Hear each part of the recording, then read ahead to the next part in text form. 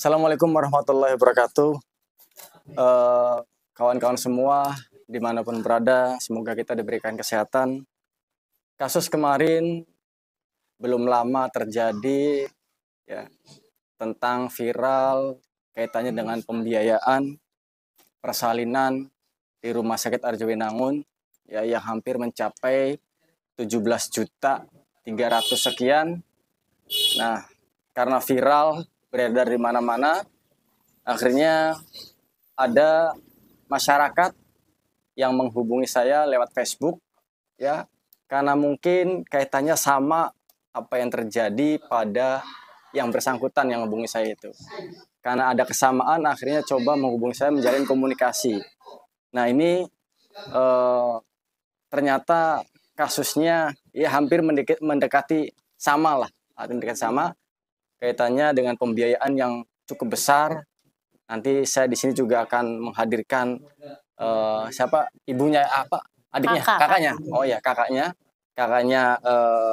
si pasien yang melahirkan itu, kakaknya. Nanti kita akan berbincang-bincang kaitannya dengan pembiayaan yang hampir mencapai di sini berapa ini? 22 juta, ya. Saya pikir bahwa yang kejadian yang 17 juta itu adalah hal yang pertama kali atau yang paling besar. Tapi setelah yang bersangkutan datang dan bertemu dengan saya, ternyata kasusnya hampir sama dan bahkan lebih besar, yaitu di angka 22.134.580. Luar biasa, lebih besar daripada yang kemarin 17 juta. Nah, ini nanti kita akan berbincang-bincang kepada kakak dari pasien, Ibu siapa namanya? Widya. Ibu Widya. Pasien Ibu Widya, ya, namanya Ibu Widya. Ini orang mana nih? Gintung Lor, ya, Ciwaringin, jadi masuk kecamatan Ciwaringin. Nah, ini kawan-kawan semua, kejadiannya masih di bulan Juni 2024.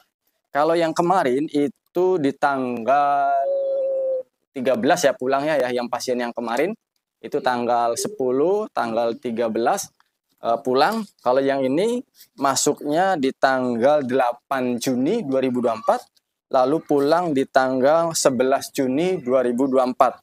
Nanti kita akan coba menggali informasi dari kakak pasien yang kenapa bisa mencapai biaya persalinan menggunakan uang pribadi yang mencapai 22.134.580. Baik, mungkin kita akan langsung saja untuk bertanya-tanya kepada Ibu siapa namanya? Ibu Nani, ya, pada Ibu Nani, kakak dari pasien Ibu Widya.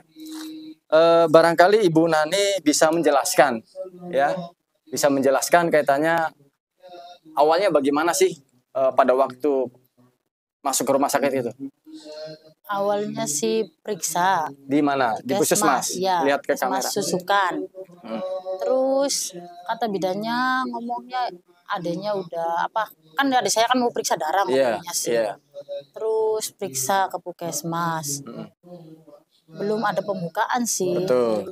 Terus kata bidannya, Nan, ada kamu ya harus dirujuk, soalnya dulu pernah punya riwayat anemia. Anemia? Iya. Oh, ada anemia. Masih gadisnya. Iya, ada riwayat anemia waktu masih gadis. Iya. Oh, gitu. Lanjut. Terus udah gitu ya nanti Bu, cerita pulang dulu ya diomongin. Ya wis nggak apa-apa, pulang dulu aja, ambil baju-baju, takutnya lahiran di puskesmas. Iya. Oh ya wis pulang saya itu. Iya. Terus pulang gitu udah nyampe rumah ngobrol sama keluarga, ngomongnya pengen dirujuk ke rumah sakit Arjowinangun. Terus ya udah kemas-kemas baju. Iya.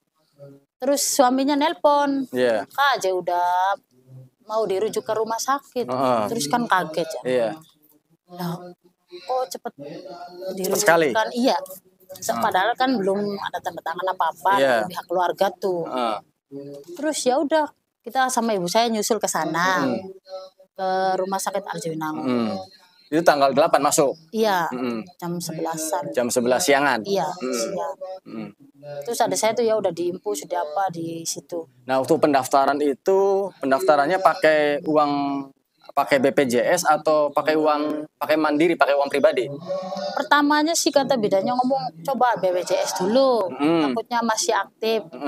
Terus saya tanya sama yang di situnya bidang yang apa kayak bagian informasinya, bagian iya informasi. Nanya, Bu, kalau ini yang bernama Widya BPJS-nya bisa aktif enggak? Soalnya nomornya udah ada sih. Terus bedanya di situ ngomong, udah dicek nggak bisa Jebu, kalau misalkan aktif juga nunggu 14 hari. Oh iya, saudara Widya itu ternyata saya cek nicknya, KTP-nya itu ternyata BPJS-nya tidak aktif ya. Jadi kasusnya BPJS-nya saudara Widya, ibu yang hamil ini ternyata tidak aktif ya. Kalau yang kasus yang kemarin itu sama sekali tidak punya BPJS. Nah kalau yang ini adalah tidak aktif karena kuotanya sudah penuh. Kuota UHC di kabupaten sudah penuh, akhirnya tidak bisa untuk dilakukan pengaktifan kembali. Mungkin itu ya nggak bisa diaktifkan karena waktunya katanya lama, katanya informasi di rumah sakit. Nah terus setelah pendaftaran bagaimana tuh? Terus pendaftaran bayar dulu 100. Pendaftaran di rumah sakit bayar 100 ke rumah sakitnya? Iya, terus tanda tangan. Yes, begitu ya tanda tangan apa? Terus udah gitu. Terus pulang, saya tuh pulang dulu ke rumah. Terus ya udah nyampe sana, ada saya udah nyari sama suaminya nyari uang katanya karena bedanya. Ya kalau Bu adanya ibu tuh masuknya umum, misalkan ini nggak bisa lahiran normal. Terus ya ngomong, ya pusing ya terus ngomong apa? Ya udahlah ntar pulang dulu, cari duit. Terus udah sana ya nyari-nyari utang nggak bisa ya terus di sana apa ibu saya yang nungguin di rumah sakitnya tuh, saya yang nungguin. Saya sama suaminya nyari bantuan. Ya sama orang desa. Terus ngomong sama orang desanya nyamperin ke kecamatan Susukan. Ini Pak gimana ada saya bisa enggak diaktifin gitu BPJS-nya. Terus iya Bu lagi diusahakan tapi udah nggak aktif soalnya kuotanya udah habis. Itu siapa yang bilang? Yang orang kecamatan? Iya. Kecamatan atau orang desa? Kecamatannya orang desanya. Orang desa? Iya. Katanya udah habis gitu? Iya, kuotanya nggak bisa Bu, ini juga lagi dirundingkan lagi biar aktif. BPJS ternyata nggak bisa? Nggak bisa. Oke. Nah, pada tanggal 8 itu langsung lahiran nggak si Ibu Widya ini? Enggak. Nah itu sebelum lahirannya tanggal berapa lahiran? Lahirannya tanggal 9. Tanggal 9 ya? Iya. Jam berapa 9-nya? Jam setengah 5. Jam 9 subuh? Iya. Nah, masuknya kan tanggal 8 siang ya? Nah, lahiran tanggal 9 Juni 2024 jam setengah 5 subuh ya? Nah itu waktu sama dokter itu atau sama di situ yang perawat itu dikasih obat perangsang nggak, induksi? Enggak, soalnya kan ada saya kan udah mules, cuman belum ada pembukaan, jadi kan dirawat dulu diinfus, apa terus kan ngomong katanya sebelum niatnya kan sesar. Sebelum sesar ditambah darah dulu, darah.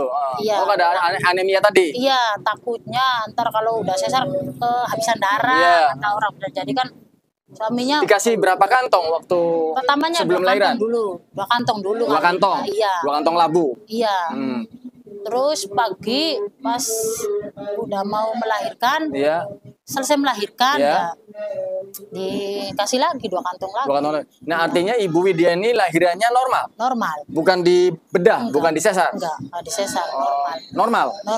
Nah setelah lahiran itu tanggal 9 setengah subuh itu, jam setengah 5 subuh itu bayinya dirawat nggak di ruangan khusus?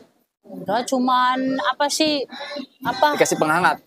Enggak, cuman katanya kan bayinya nggak normal, ngomongnya kayak prematur lah. Kan ada 1,9 kilo on? Iya 9. Oh, bayinya kecil. Iya, kecil. Ya. Jadi kan di open katanya sebentar. Oh, di open. Iya. Di open dari jam berapa sampai jam berapa? Ya, itu kan lahiran setengah 5. Beres-beres. Beres-beres jam 5. Jam 5 harus bawa di open. Ke atas, di open. Sampai jam berapa di open? Sampai jam 11-an siang. Dari jam 5 sampai jam 11 open. Iya. Terus sudah open ditaruh lagi sama ibunya. Iya. Ibunya taruh dirawat inap di jam berapa dirawat inapnya, di kamar rawat inapnya? Pagi, ibunya sih pagi jam. Langsung dirawat di kamar rawat inap. Iya, jam 8-9 lah. Udah dipindahin? Iya, dipindahin. Bukan di ruang nipas lagi? Iya. Oh. Nah, itu kamar rawat inapnya kamar berapa? Kamar kelas berapa? Kelas 3. Ada berapa kasur? Ada berapa kasur? 4. 4 kasur. Iya, 4 kasur. Ada hordengnya nggak? Enggak. Nah, sama berarti kasus yang dulu juga nggak ada hordengnya tuh. Iya, Nggak ada sekat pembatas tuh ya. Enggak ada. Jadi kalau ada apa-apa lagi mau ASI apa harus diadang-adang dulu ya biar nggak Iya, kelihatan kan. iya. Iya. Ya kasus yang kemarin juga dulu sama itu nggak ada hordengnya. AC-nya bagaimana? Mati AC-nya enggak. AC-nya mati? Iya, kipasnya juga mati. Kipas mati? Nyala, iya. Oh, berarti pemirsa teman-teman semua, ibu ini ternyata sama di kelas 3. Kondisinya juga sama, kamarnya kamar yang dulu kejadian yang 17 juta itu, yang nggak ada hordengnya, nggak ada orsinya. Iya, enggak. Terus AC-nya juga panas, ya nggak maksimal. Terus hanya kipas angin menyala nggak kipas angin? Enggak, mati. Dikasih bantal nggak? Enggak. Enggak. Enggak. Kasih selimut nggak? Selimut enggak, bawa sendiri. Oh, bawa Jadi sendiri. rumah, Nah, iya. berarti kasusnya di sini di kamar rawatnya itu sama. Ya, di kelas 3. Nah, lalu setelah itu ibunya ada perawatan khusus lagi nggak?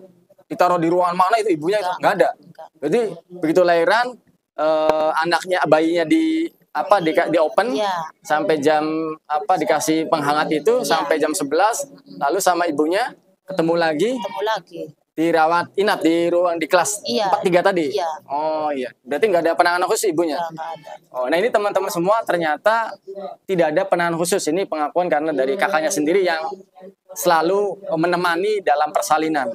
Nah, di sini setelah beres-beres selama tanggal 8 sampai tanggal 11, itu berarti 4 hari dirawatnya ya, teman-teman semua. Ibu Widya ini, kakaknya ini atau Ibu Widya itu dirawat berdasarkan surat dari rumah sakit ini adalah 4 hari.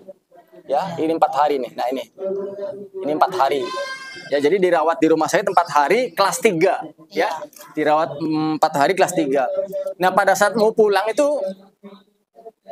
ditunjukkan nggak berapa total rupiahnya pada waktu pulang?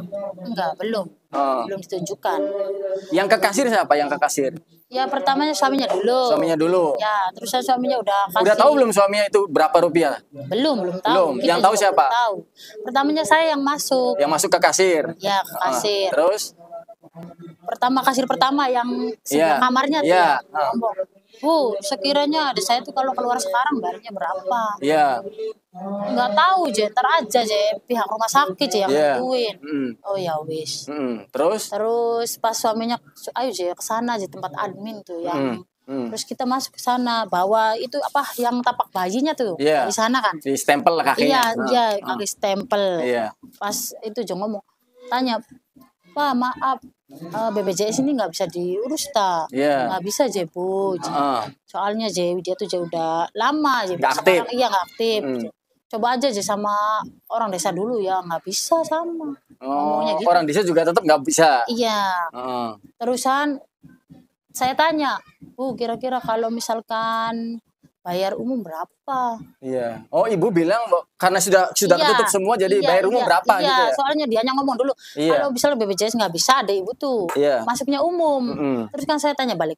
Kalau umum misalnya berapa bayarnya? Iya. Ya aja minimal 10-an. Iya. Terus kaget ya Allah, uang dari mana 10? Gambar-gambarnya 10-an kata orang itunya. Gambar-gambaran 10. Terus saya keluar ya Allah dari mana 10? Iya Jebu coba aja biasanya diurus dulu buat siapa tahu ada yang bisa. Ternyata udah capek lah. Iya. Ternyata ya nggak bisa. Terus kita tuh pulang. Terus bapak saya yang maju lagi ke situ. Iya, ke situ. Kasir. Ngomong, Mbak jenama Widya tuh pasien pengen tahu berapa. Berapa rupiahnya? Biayanya selama 4 hari itu. Terus diomong 20 juta sekian. Kaget bapak saya tuh. Terus mana rinciannya? Terus ya dikasih. Rinciannya yang apa? Rinciannya ya ini. Cuma ini aja, iya. Surat pernyataan? Enggak ada. Enggak ada surat pernyataan. Ini surat pernyataan. Nah, dikasih rinciannya enggak? Yang banyak tuh? Enggak. Yang selama 4 hari obat apa? Terus dokternya berapa? Enggak dikasih. Cuma dikasih omongan doang bapak saya tuh. Omongan saja? Iya. Pak katanya kalau misalkan hari ini nggak cepat keluar nanti nunggu besok-besok. Nambah lagi? Nambah lagi. Oh, rupiahnya terus, nanti biayanya? Kita kan pulang yang ngobrol di rumah ya Allah dari mana wah gini-gini ya. Udah kehabisan pikirlah kayak pusing udah lah. Pusing ya? Iya, pengen cepat-cepat pulang? Iya, takutnya nambah hari, nambah banyak. Gede lagi? Iya, uangnya. Terusan saya sama suaminya gimana? Terus saya ngobrol sama suami saya gimana kalau Gaden motor aja. Digadai motor saya tuh 6 juta ya buat bolak-balik anak sekolah ya. Terpaksa. Motornya digadai? Iya. Buat bayar 22 juta, Iya. 134.000 itu? Iya, 6 juta. Ngadai motor? Iya, ada motor. Allah. Terus suaminya dijual Motornya siapa? Motornya saya. Motornya kakaknya? Iya. Kakaknya ibu pasien dijual, digadai. Digadai. Nah, kalau motor suaminya? Dijual. Dijual? Iya. Buat mondar-mandir ini nih? Iya. Terus udah minta tolong, ya ada yang nolongin. Katanya, Bu, bawa uangnya berapa? Ya ada budgetnya segini, 7 juta. Siapa yang nolong itu maksudnya? Orang itu Nambo. Oh, temen? Iya. Saudara atau? Iya, saudara. Temen, iya. Terus ngomong. Yang gadai motor itu? Iya. Terus ngomong, ya wis ayo ke rumah sakit, bantu. Nah, terus ternyata dibantu suaminya ya tanda tangan apa. Terus ya ini. Kenanya 4.500.000. Jadi karena pusing ya ibu ini untuk biaya yang segitu besarnya 4 hari, kondisinya adalah lahiran bukan sesar yang normal, dan bayinya juga tidak ada perawatan intensif, ibunya juga tidak ada perawatan intensif, yang tadi aja hanya gejala anemia atau nanti saya nggak ngerti bahasa tulisan di sini dokternya ya, itu kelasnya juga kelas 3, itu biayanya mencapai 22.134.580 ya. Karena tagihan begitu besarnya, akhirnya ibu ini dan suaminya, ibunya ibu Naninya ini menggadaikan motornya, dan suaminya juga menjual motornya ya untuk menangani tagihan yang gitu besarnya.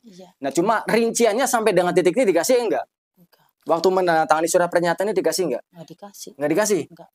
Habisnya berapa sih kok gede banget gitu, lahiran normal bukan sesar gitu, gede banget. Pernah nanya kayak gitu enggak? Ya nanya sih, cuman ya nggak direspon. Nggak direspon? Iya. Nah, saya tunjukin ya teman-teman semua. Nah, ini surat pernyataannya, ini ada 22 juta nih. Kelihatan nggak nih kamera? Harus kelihatan semua ya, atau lebih dekat lagi. Nah, ini baru terbayar 4.200.000. 4.500.000. Ya. Jelas nggak semua? Kelihatan? Ya, saya perlama biar kelihatan. Nah, ini teman-teman semua, ya saya pikir tadi di awal saya mengatakan bahwa kirain ada yang 17 tuh yang kasus kemarin adalah yang terbesar. Ternyata di sini ada lagi kasusnya, ruangan kelas 3, dirawatnya di kelas 3, 4 hari, juga anaknya tidak ada penanganan khusus, ibunya juga tidak ada, hanya tadi gejala anemia. Ini total biayanya mencapai 22.134.580 ya. Luar biasa sekali, begitu besarnya tagihan yang harus dibayar, dan sama rincian tidak pernah diberikan. Nah, saudara ibu atau suaminya pernah ditunjukin nggak rinciannya? Enggak. Rincian totalnya berapa lembar, selama 4 hari itu apa saja yang dipakai, obat-obatan, nggak dikasih? Sampai pulang nggak dikasih? Enggak. Padahal ibu kan sudah bayar 4.500.000 tetap nggak dikasih? Enggak, cuman kasihnya ini aja. Hanya ini aja? Iya. Nah, ini sudah tanda tangan surat pernyataan, tapi rinciannya tetap nggak dikasih ya. Kita mau beli di minimarket aja, kalau mau beli mie atau mau beli minuman itu kan ada struknya ya. Nah, ini mohon teman-teman di sini netizen semuanya, saya masih belum tahu ini sampai dengan data atau dasar hukum yang kaitannya pasien tidak mendapatkan rincian. Ini bayarnya mandiri ya, karena tadi BPJS-nya habis dan tidak aktif dan tidak bisa diaktifkan, kuotanya habis. Nah, rinciannya karena bayar mandiri, rinciannya tidak pernah diberikan sampai sekarang. Padahal yang bersangkutan sudah membayar 4.500.000. Rinciannya tidak pernah diberikan. Selama 4 hari untuk obat-obatan apa saja, jasanya berapa, kamarnya berapa, atau apa kaitannya penanganan apa, kunjungan-kunjungan dokter berapa dan sebagainya, itu tidak pernah diberikan. Ini kasusnya sama dengan kasus yang kemarin. Kasus yang 17 juta pun sama. Sampai dengan saat ini saya sebagai saudaranya dan saudaranya saya juga atau pasien Ibu Mary itu yang kemarin itu tidak pernah atau belum diberikan rinciannya.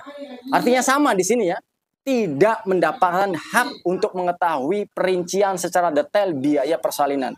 Ibu yang 22 juta tidak diberikan rinciannya, ibu yang kemarin yang 17 juta juga tidak diberikan rincian pembiayaan persalinannya. Nah, ini kami minta ya, apakah dasar hukum pihak rumah sakit yang tidak memberikan rincian biaya detail, biaya yang begitu besar yang di luar pemikiran kami semua sampai di angka 22 juta sampai di angka 17 juta. Dasar hukum apa yang membuat rumah sakit tidak memberikan rincian pembiayaan perawatan selama di rumah sakit? Harus ada transparansi, harus dibuka. Ya, ini hak pasien. Ya, nanti silakan teman-teman netizen berkomentar siapa sebenarnya di sini. Dasar hukum apa yang kami pasien tidak boleh mendapat rincian itu? Harus ada keterbukaan kaitannya dengan pembiayaan.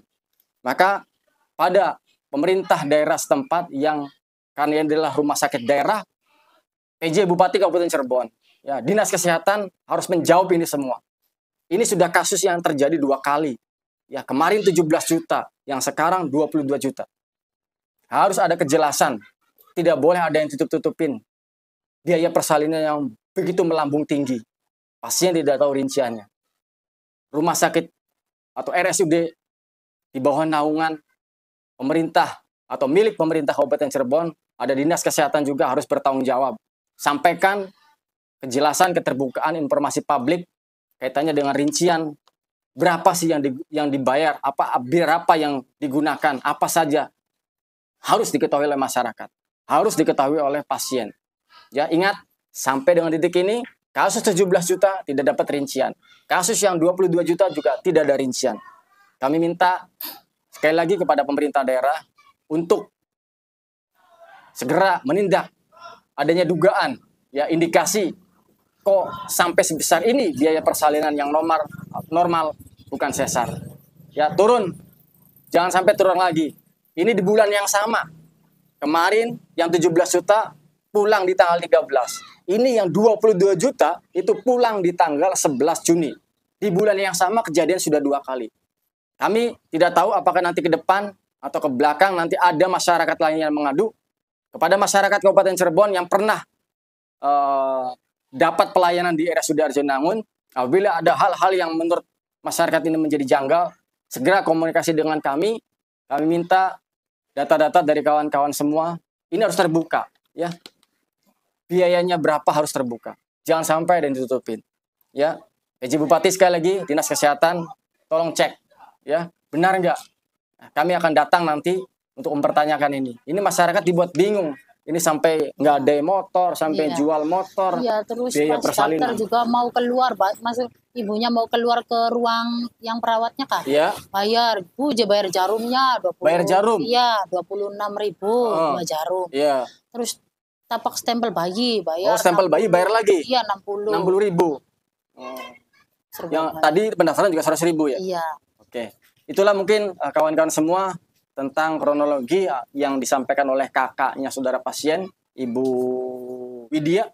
Ya, mudah-mudahan ini jadi pembelajaran buat kita semua, pada pemerintah sekali lagi untuk turun memeriksa, mengalukan investigasi kaitannya dengan rincian pembiayaan yang begitu melambung besar. Dan kuota HC di Kabupaten Cirebon segera untuk diatasi, ya, segera untuk diatasi. Mungkin itu, Bu, mudah-mudahan ini menjadi pembelajaran. Nanti masalah kaitannya dengan pembiayaan yang begitu besar, nanti kita akan coba menggali informasi lebih jauh. Ya, mudah-mudahan ibunya juga sehat, ya, bayinya juga sehat. Karena sehat adalah hak rakyat. Mungkin itu saja kawan-kawan pemirsa atau teman-teman netizen dimanapun berada. Kejadian luar biasa persalinan normal yang cukup tinggi. Semoga kita semua diberikan kesehatan. Terima kasih dari saya. Terima kasih, Bu, sudah datang ke kami, ya, untuk bersilaturahim, berkomunikasi kaitannya dengan pembiayaan. Terima kasih. Assalamualaikum warahmatullahi wabarakatuh.